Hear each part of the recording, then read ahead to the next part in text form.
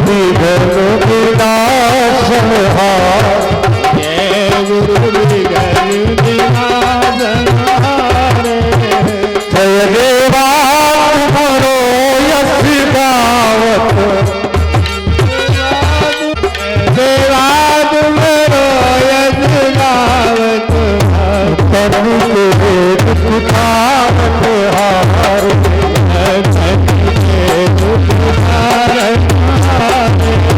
जय गुरु विघ्न विनाशन हार, जय गुरु विघ्न विनाशन हार, जय गुरु विघ्न विनाशन हार, जय गुरु विघ्न विनाशन हार। मानवीवाद चरण प्रभु तुम्हारे, मानवीवाद चरण प्रभु तुम्हारी, श्री सतगुरु प्रभु तुम्हारी, घट घट राज चरण प्रभु तुम्हारे, श्री सतगुरु अवतारण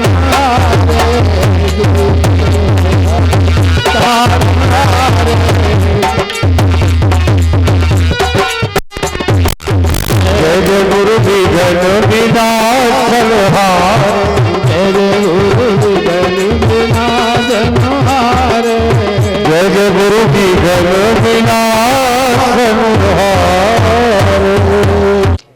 और जितना बड़ा मकान है उतना बड़ा जो है उसमें दरवाजा नहीं लगाते हैं, और जितना बड़ा दरवाजा है उतना बड़ा उसमें ताला नहीं लगाते हैं। किसी ने देखा हो कि जितना बड़ा दरवाजा उतना ही बड़ा ताला लगाओ, कभी नजर में आया? नहीं। तो जितना बड़ा दरवाजा है उतना बड़ा ताला नहीं लगाते हैं, और जितना बड़ा ताला है उतनी बड़ी उसमें चाबी नहीं लगाते हैं। कभी ताला और चाबी बराबर नहीं, आप लोगों ने देखे होंगे। अगर ताला बड़ा है तो चाबी छोटी सी होगी। और हम लोगों की अगर चाबी खो जाए तो मकान खुलेगा कैसे? ताला कैसे खुलेगा? मकान में प्रवेश करोगे कैसे? मन रूपी चाबी जो खो गई है संसार, तो भक्ति रूपी मकान में प्रवेश कैसे करोगे? भक्ति रूपी मकान में प्रवेश करने के लिए मन रूपी चाबी का मिलना जरूरी है।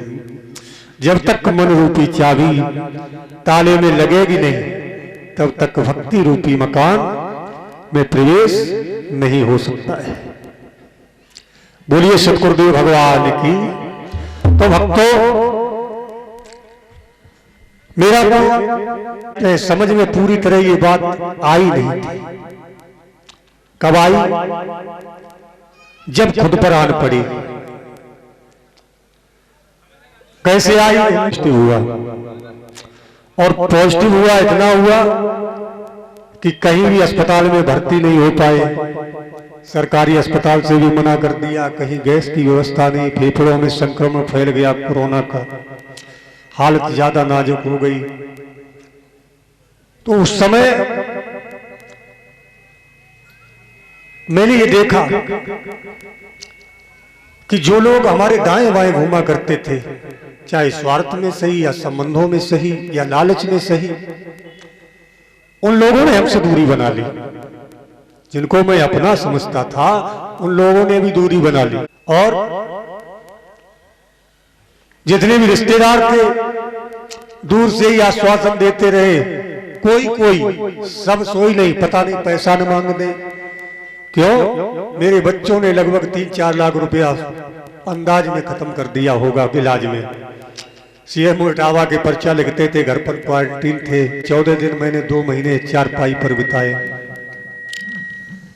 तो रिश्तेदार भी दूरी बना लेते हैं कि कहीं पैसा न मांग ले, ज्यादा पैसा खर्च हो रहा है, दूरी बना लो। कह देंगे कि दुनिया में भाग लगी थी, वही बीमारी थी, तो हम क्या करते भाई, बहाना अच्छा था। ऐसी बीमारी थी कि आप किसी से कह भी नहीं सकते। परिवार के लोग जो रोज चापलूसी की बातें किया करते थे, कभी फोन तक पर नहीं पूछा कि हाल कैसा। तो मेरी समझ में आया,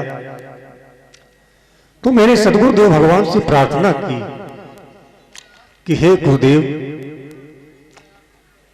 सारा जीवन मेरा यूं ही व्यर्थ निकल गया। थोड़ा सा समय मिला था आपका सानिध्य पाने का, पता नहीं मेरी भक्ति परिपक्व हुई, भक्ति के का गा को मैं समझ भी पाया या नहीं। लेकिन हे प्रभु, मेरा जीवन इतनी जल्दी जाने वाला है, क्योंकि मुझे भी विश्वास हो गया था कि अब मैं बचने वाला नहीं, हालत नाजुक हो गई थी। और गांव में भी सब लोग कहते थे अब तो मामला गड़बड़ है, घर वालों के हलक सूखे हुए थे देख करके। लेकिन मैं रात दिन गुरु महाराज की याद में, और रोता भी था तो तकिया मुंह से लगा के उल्टा लेट जाता था, किसी को दिखाया नहीं कि, और यही विनती करता था कि हे सिद्ध गुरुदेव भगवान पांडरी वासी नगली निवासी भगवान, ये जीवन का इसकी कीमत 1 रुपया,